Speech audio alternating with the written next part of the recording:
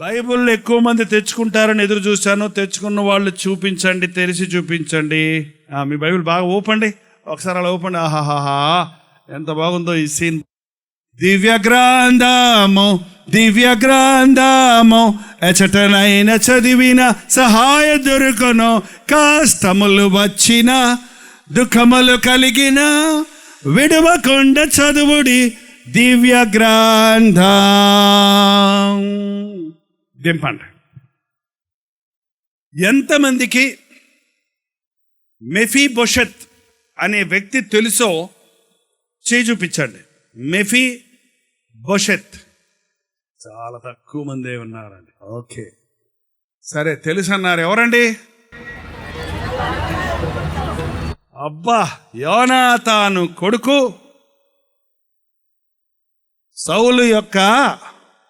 సౌలు రాజు యొక్క మనవడు. ఏంటి ఆయనలోని విశేషత?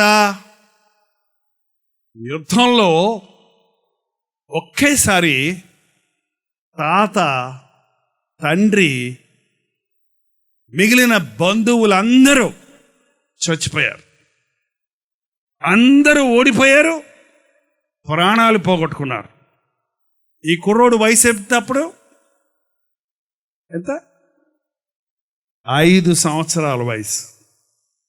ఆ దాది, ఆ బిడ్డను చూసుకునే దాది, ఆ బిడ్డను ఎలాగన్నా కాపాడాలి శత్రువు చేతుల్లో నుంచని, ఆ బిడ్డను చంపేయకుండా ఉండాలని ఆ బిడ్డను పెట్టుకొని పారిపోతుంటే పడిపోయాడు. దారిలో పడిపోతే కాళ్ళు 2 విరిగిపోయింది. ఇప్పట్లాగా హాస్పిటల్లో మందులు, ప్లాస్టిక్ కట్లు, పుత్తూరు కట్లు, ఏంటంటే పిండి కట్లు లేవు కదా అప్పుడు.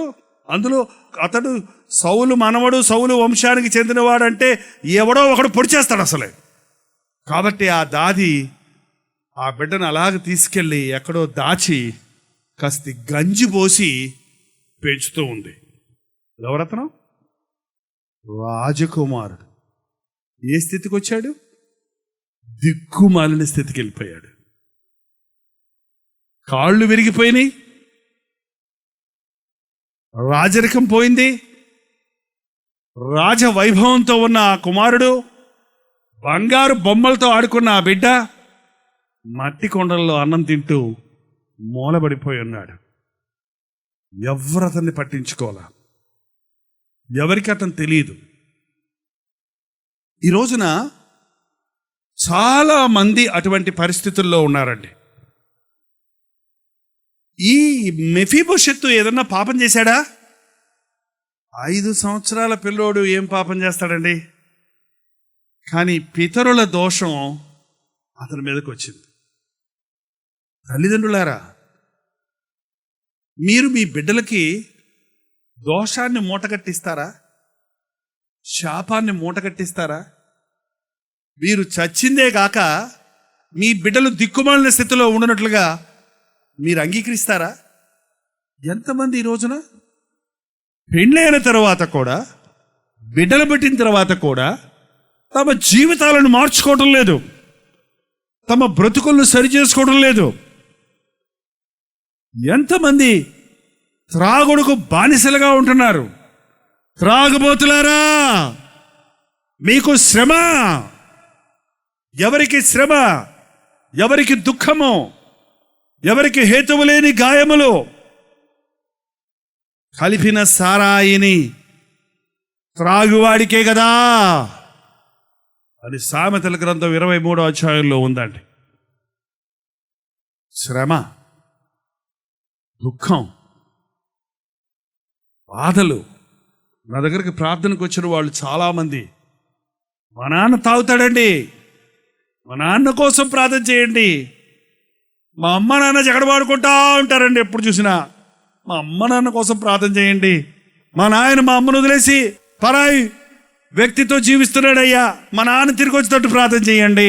తల్లిదండ్రులారా, మీ బిడ్డల మీదకు మీ పాపం రాకుండా మీరు ప్రార్థన చేయండి. మీ పాపమును ఒప్పుకున్నప్పుడు ఆ పాపము సిలువ కొట్టబడద్దండి. సిలువ కొట్టబడిన పాపం తిరిగి ఎవరి మీదకి, నీ మీదకి రాదు, నీ బిడ్డల మీదకి రాదు. తెలుసండి? మీకు అర్థమైందా?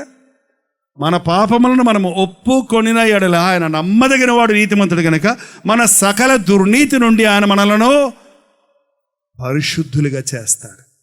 తల్లిదండ్రులారా, మీ పాపములు మీ బిడ్డల మీదకు రాకుండానట్లు పశ్చాత్తాపడండి.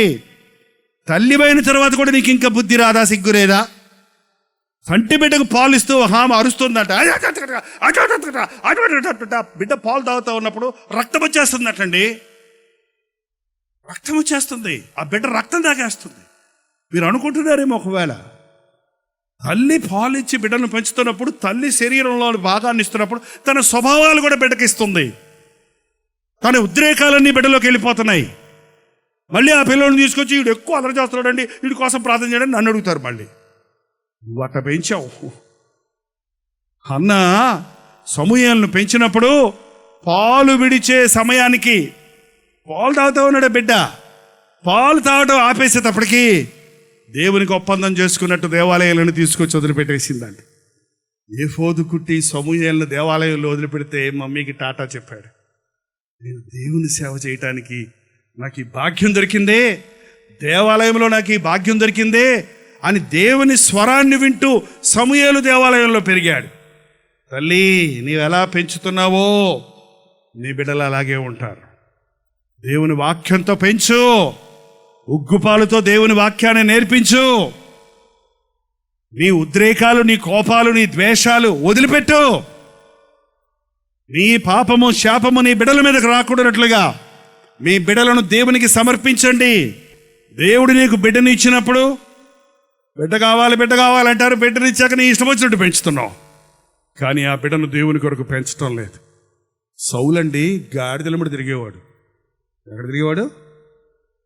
గాడిదలు కాసుకునేవాడు ఆయన.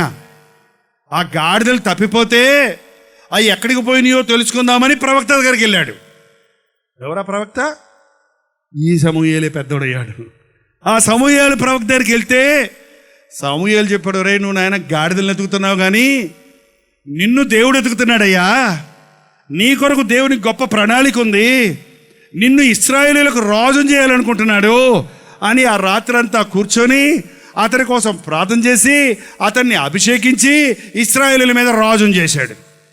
గాడిదలెంబడి తిరిగేవాడికి రాజా, ఎంత కృతజ్ఞత ఉండాలి. ఎబ్బే, కొంతమందికి దేవుడు ఆశీర్వాదాలు ఇస్తే ఎందుకది అట్ట అహంకారం? నీకు అధికారం ఉందంటే, నీకు ఆరోగ్యం ఉందంటే, నీకు కుటుంబం ఉందంటే, నీకు ఆస్తి ఉందంటే, నీకు చదువు ఉందంటే, నువ్వు ఫస్ట్ క్లాస్లో పాస్ అవుతున్నావంటే, నీకు మంచి ఉద్యోగం ఉందంటే, అది దేవుని వలన నీకు ఇచ్చినది, దేవుని వలన వచ్చినది అని నువ్వు మర్చిపోయిన రోజు దేవుణ్ణి మర్చిపోతావండి. సౌలు దేవుని మీద తిరగబడ్డాడు. సమూయేలు ప్రవక్తను నిర్లక్ష్యం చేశాడు, అవిధేయుడయ్యాడు. దేవుడు చెప్పిన మాటను సగం సగం నెరవేర్చాడు, విసిగిచ్చేశాడు. దేవుడు అన్నాడు, ఛీ, ఈ సౌలుని నేను కోరుకున్నందుకు బాధపడుతున్నాను, ఇతను నేను తోసేస్తున్నాను అన్నాడు. అంతే. ఏంటండి, సమూయేలు వచ్చి నిన్ను తోసేస్తున్నాడు దేవుడు అని చెబితే, అయ్యా తప్పు చేశాను, నన్ను క్షమించు, అంత మటుకు బాగానే ఉందండి. మనుషులందరి ముందు నన్ను సిగ్గుపరచకు, అందరి ముందు నన్ను గణపరచు అని అంగీ పట్టుకుంటే ఆ ప్రవక్త యొక్క అంగీ చినిగిపోయిందట. తప్పు చేసినోడికి ఘనత కావాలా? తప్పు చేసినోడికి అవమానం కావాలా? చెప్పండి. భలే తాగుతున్నావు నాయనర్రా అని పోల్దండేసి నమస్కారం పెట్టాలా? చెప్పండి. భార్యను వదిలిపెట్టి పరాయి స్త్రీ అమ్మడు తిరుగుతున్నావు బ్రదరు, రండి బ్రదరు అని చెప్పి పూలమాలేసి పూల గుర్తిచ్చి సన్మానం చేయాలా? శాలువా కప్పి దవడ దవడ వాయించాలా? ఏంటండి, అరే సిగ్గులేదండి. తాము సిగ్గుపడవలసిన విషయంలో అసూయపడుతున్నారంట. ఒక పనికి మాలిన తండ్రి తన కుమారుడు చెప్తున్నాడు, రే ఓకేరా, ఓకే పర్వాలేదురా, నేను చూడు ఎట్టాగా మీ అమ్మకి తెలియకుండా రెండో ఫ్యామిలీని మెయింటైన్ చేస్తున్నాను, అటు చేసుకోరా, చేసుకుంటే గొడవలు ఎందుకురా అన్నాడంట. ఇదేం తండ్రి అండి? మోసగాళ్ళను ఉత్పత్తి చేస్తారు, అబద్ధికులను ఉత్పత్తి చేస్తారు, గర్విష్ఠుల్ని సిద్ధం చేస్తారు. నా బిడ్డలు గర్విష్ఠులు అవడం నాకు ఇష్టం లేదు అన్నవాళ్ళు, నా బిడ్డలు యోగ్యులు అవ్వాలని ఆశించిన వారు, నా బిడ్డలు దేవుని సాక్షులు అవ్వాలని ఇష్టపడిన వారు మొదట మీ జీవితాన్ని మార్చుకోనండి. మొదట మిమ్మల్ని మీరు దేవునికి అప్పగించుకోనండి. సౌలు యొక్క శాపం దేవునిని పెడచివిని పెట్టి దేవుని స్వరాన్ని నిర్లక్ష్యం చేసి ఎన్ని అవకాశాలు దేవుడు ఇచ్చినా దాన్ని అలక్ష్యం చేసినందున యెహోవా దేవుని ఆత్మ సౌలును విడిచిపోయిందట. దురాత్మ వచ్చి సౌలును పట్టుకుందంట. ఆ దురాత్మ వచ్చినప్పుడు సౌలు అంట ఏడుస్తా ఉంటాడంట. సౌలు రాజా ఏమైంది రాజా అనందంటారా రాజా? కూల్ డ్రింక్ తాగుతారా ప్రభు రాజా? నిద్రపోతారా? పడక సిద్ధమని చేయమంటారా? ఏమైంది రాజా? దురాత్మ వచ్చి అతన్ని నలిపేస్తుందంట. చాలా మంది ఈ రోజులో ఏడుస్తూనే ఉంటారు. ఎందుకు ఏడుస్తున్నావంటే నాకే తెలియదు అంటాడు. మళ్ళీ పైగా పూర్వకాలం అంటే ఏడుపు వచ్చింది అనుకోండి బోర్ని ఏడ్చేసేవాళ్ళు. పెద్ద సరువు బోర్ ఏడ్చేసి ముక్కంతా సీదేసి కళ్ళన్నీ తుడుచుకొని హాయిగా కాస్త తేలికయ్యేది. ఇప్పుడు అట్ట కాదు, ఆడవరం స్టైలు. ఎందుకు ఏడుస్తున్నావు? ఏం లేదు. ఏంట్రా అంటున్నావు? ఏం లేదు అనేటప్పటికి ఏమైపోయింది లోపట? డిప్రెషన్ అనే మాట ఇప్పుడు ఎక్కువ వినపడుతుంది. కృంగుదల. తల్లిదండ్రులారా మీ బిడ్డలు జాగ్రత్త. ఒక్కొక్కసారి అండి తల్లి ఏడ్చి ప్రార్థన చేస్తుంటుంది బిడ్డ కోసం, కానీ తండ్రి ఇష్టానుసారంగా బ్రతుకుతుంటాడు. ఆ తండ్రి యొక్క శాపం బిడ్డ మీదకి రాకుండా ఆ తల్లి కన్నీరు కారుస్తుంటుంది. అలాంటప్పుడు ఎవరు జయిస్తారనుకుంటున్నారు మీరు? ప్రార్థనే జయము. చెప్పండి ఆ మాట అందరూ కూడా నాతోటి. ప్రార్థించే వారే గెలుస్తారు కానీ సాతాను సంబంధాలు గెలవరండి. మీ బిడ్డల కోసం ప్రార్థించండి. దిక్కుమాలిన స్థితిలో ఉన్న మెఫీబోషెతును దేవుడు చూచాడు. దావీదు జ్ఞాపకం చేసుకున్నాడు.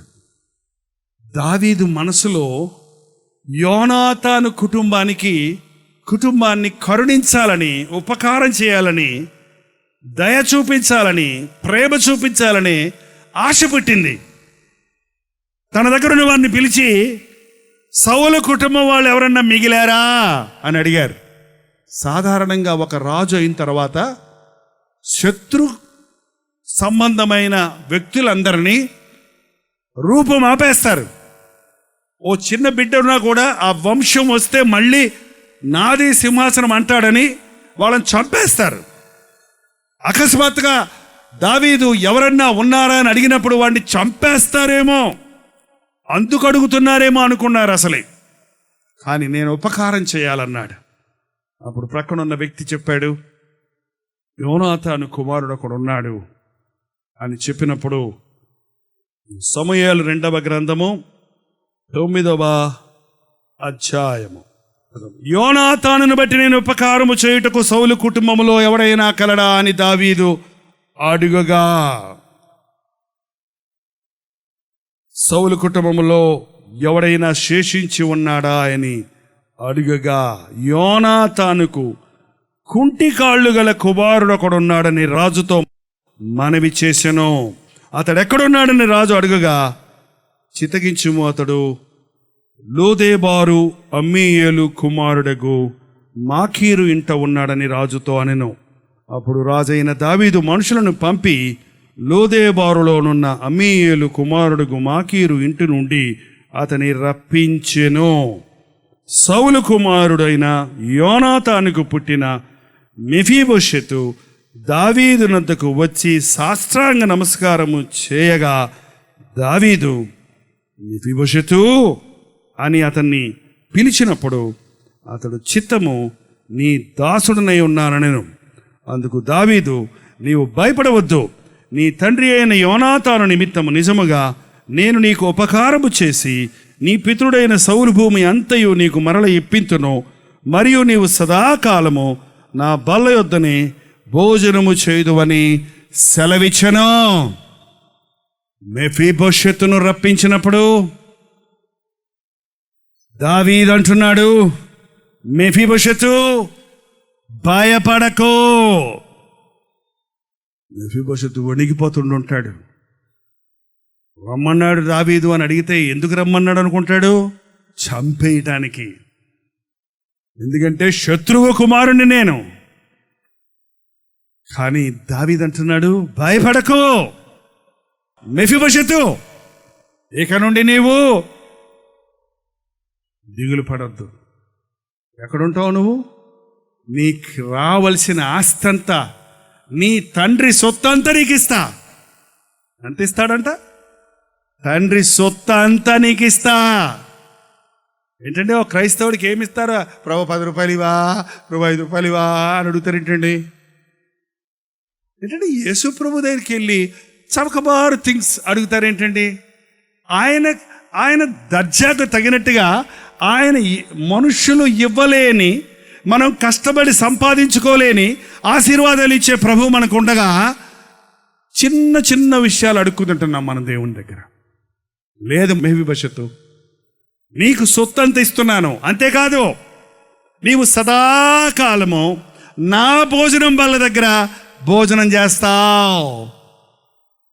భోజనం బల్ల దగ్గర భోజనం కలిసి భోజనం చేసేవాడు ఎవడనమాట అండి? రాజకుటుంబానికి చెందినవాడు. యేసు ప్రభు అదే మాటలు మనతో చెప్తున్నాడు. ఇప్పటికే నీ జీవితాన్ని పాడు చేసుకున్నావేమో. ఒకవేళ మీ నాన్న తాగి చచ్చిపోయాడు, నేను దిక్కులేని స్థితిలో ఉన్నానని దిగులు పడుతున్నావేమో. నా భర్త నన్ను విడిచిపోయాడు, నా దిక్కు లేదు, ఇక నా గతి లేదు, ఈ మూలబడి కుమిలిపోయి ఏడుస్తున్నానని దిగులు చెందుతున్నావేమో. ఈ రాత్రి నిన్ను ఇక్కడికి పిలిపించాడు. ఈ మీటింగులు కాదు నిన్ను పిలిచింది, నేను కాదు నిన్ను మిమ్మల్ని పిలిచింది. దేవుడు నిన్ను పిలిచాడు, దీవించాలని పిలిచాడు. నువ్వు పోగొట్టుకున్నవని నీకు తిరిగి ఇవ్వాలని పిలుస్తున్నాడు. భయపడకు, నీ పాపములు నేను భరించాను, నీ శాపాన్ని నేను భరించాను, నిన్ను స్వస్థపరిచే యెహోవాను నేనే, నీ భారాలు భరించే దేవుడని నేనే.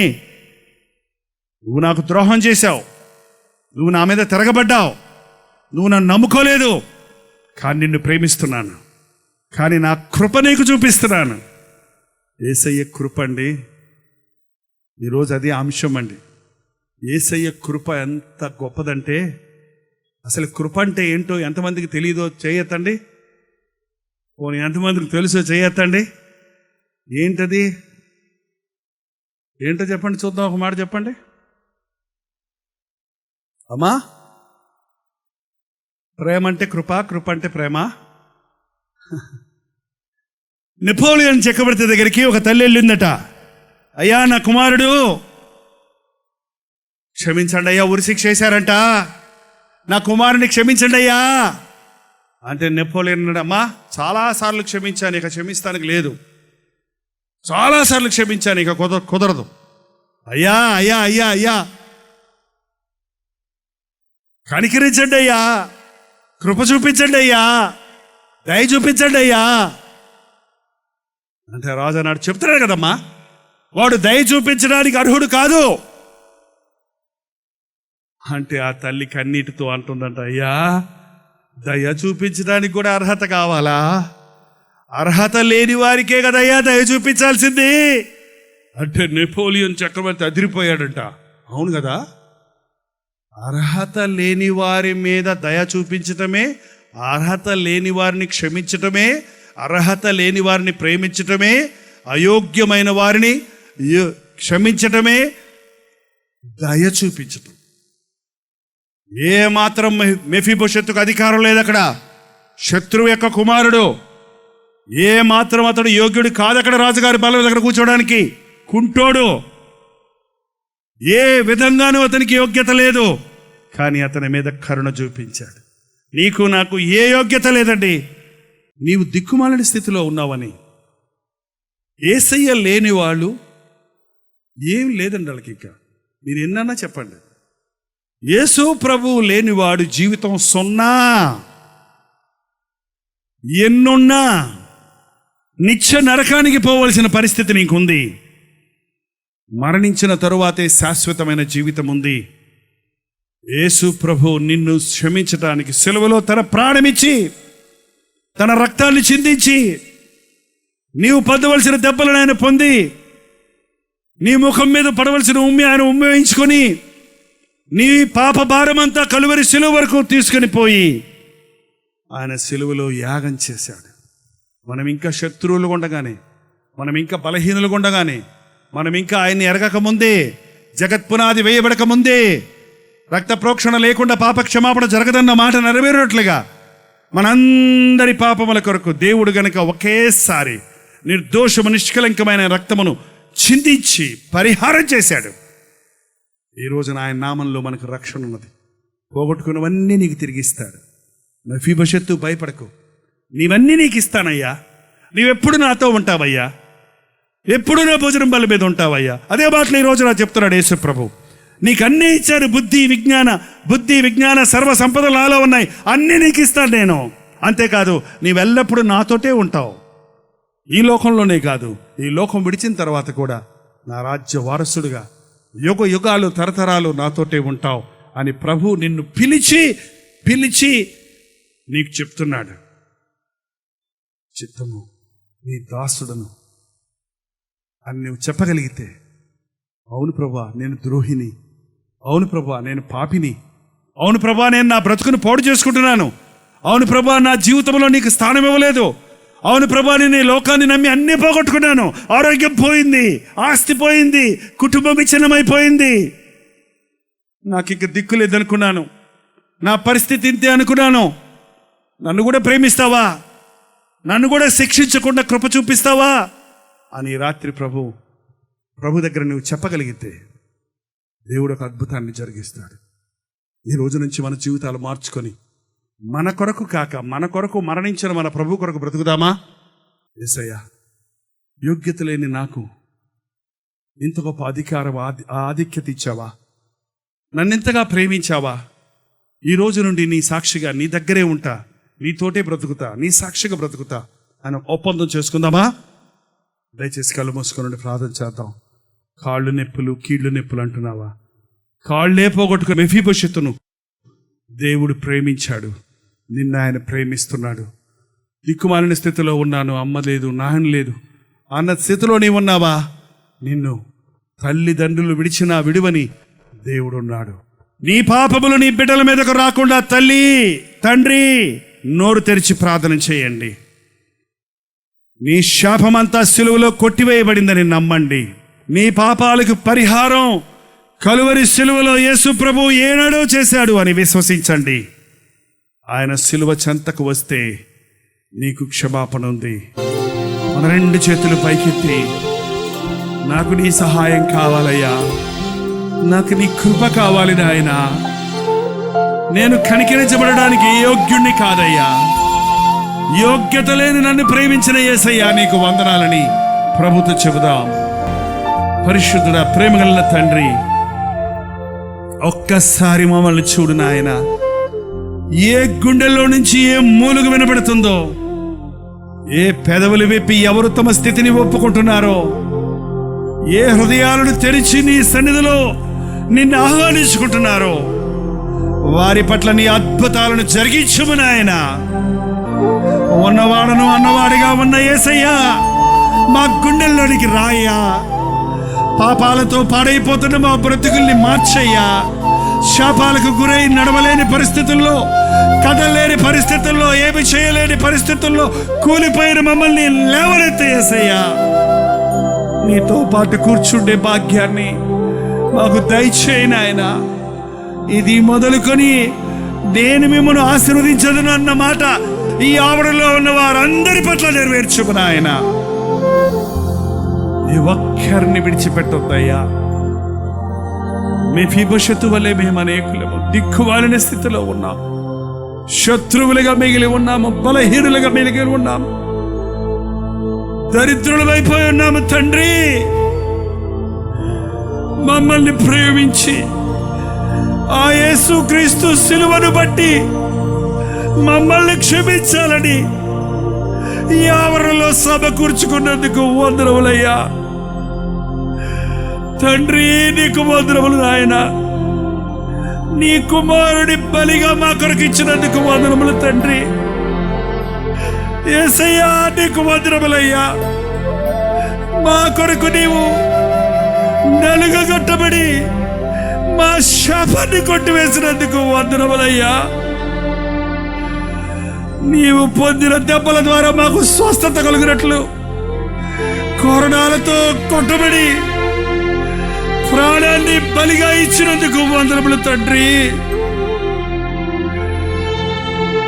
ఇంతగా ప్రేమించిన యేసయ్యను మేము విసిగించు వారిగా కాక, ఇంత గొప్ప ప్రేమను వెల్లడి చేసిన ఈ సిలువను మేము చులకన చేయవారిగా కాక, నీ పాదాల మీద పడి నీ దాసుడను సెలవిమ్మో అని చెప్పడానికి సహాయం చేయి నాయన. ఎవరెవరి బాధలేవో, ఎవరెవరి కష్టాలేవో, ఎవరెవరి సమస్యలేవో నీవు చూస్తున్నావు గనుక ఈ రాత్రిని గాయపడిన హస్తమును చాపి ప్రతి పాపిని నజరేయుడైన యేసుక్రీస్తు నామములో విడుదల చేయుచున్నాము. ప్రతి తాగుబోతును ఈ రాత్రి వారికి చివరి రాత్రిగా మరి ఎన్నడూ మద్యము ముట్టకుండానట్లు ఒక అద్భుతాన్ని జరిగించుము తండ్రి. బిడ్డల ఒడిలో పాపం లేస్తున్న తల్లిదండ్రులు ఇప్పుడే ఇక్కడే పశ్చాత్తాపడి నూతన వ్యక్తులుగా మార్చి వారి బిడ్డల కొరకు ప్రార్థించే తల్లిదండ్రులుగా చేయి నాయన. ఈ కార్యక్రమాన్ని వీక్షిస్తున్న వారి హృదయాలలో కూడా ఎక్కడెక్కడ ఈ ప్రార్థన వినబడుతుందో, ఎంతమంది ఈ ప్రార్థనలో ఏకీభవిస్తున్నారో వారందరూ నీ పరిశుద్ధాత్మ తాకుడును అనుభవించడానికి సహాయం చేయము. ఈ రాత్రి నా యేసయ్య నన్ను దర్శించాడు, నా యేసయ్య నన్ను ఆదరించాడు, నా ప్రభువు నన్ను క్షమించాడు, నా భవిష్యత్తు ఏమైపోతుందో అన్న అయోమయ పరిస్థితుల్లో ఉన్న నాకు ఒక గొప్ప నిరీక్షణ చూపించాడు అన్న ధైర్యంతో, విశ్వాసముతో, వాగ్దానముతో, ఆశీర్వాదముతో, విడుదలతో, సంతోష సమాధానాలతో తిరిగి వెళ్ళినట్లు నీ కృపను కుమరించుమని యేసు క్రీస్తు నామంలో అడుగుచున్నాము తండ్రి. మన తండ్రి అయిన దేవుని యొక్క ప్రేమయు, కుమారుడైన క్రీస్తు యొక్క కృపయు, ఆదరణకర్త అయిన పరిశుద్ధాత్మ యొక్క సహవాసమును కుడి వచ్చిన మనందరికీ ఇప్పుడును సదాకాలమును తోడై ఉండును గాక. ఆమేన్, ఆమేన్, ఆమేన్.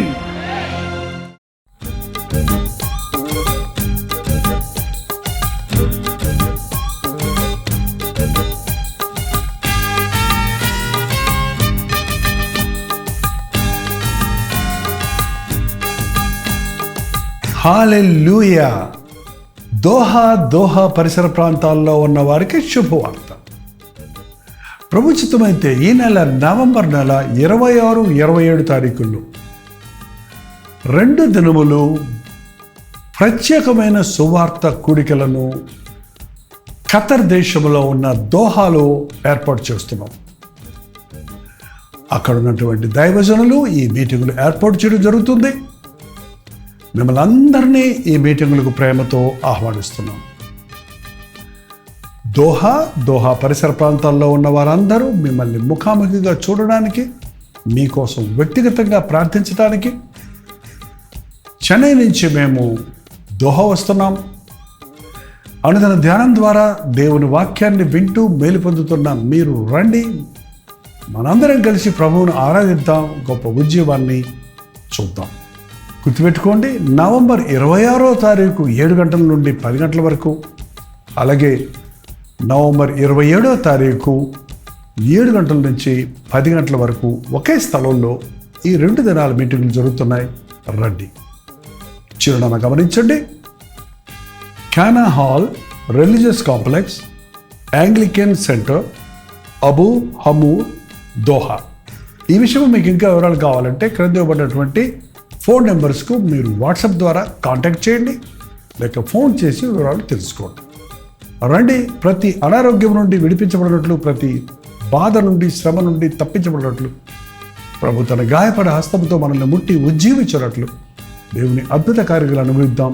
రండి, పాల్గొనండి, దైవాశీస్సులు పొందండి.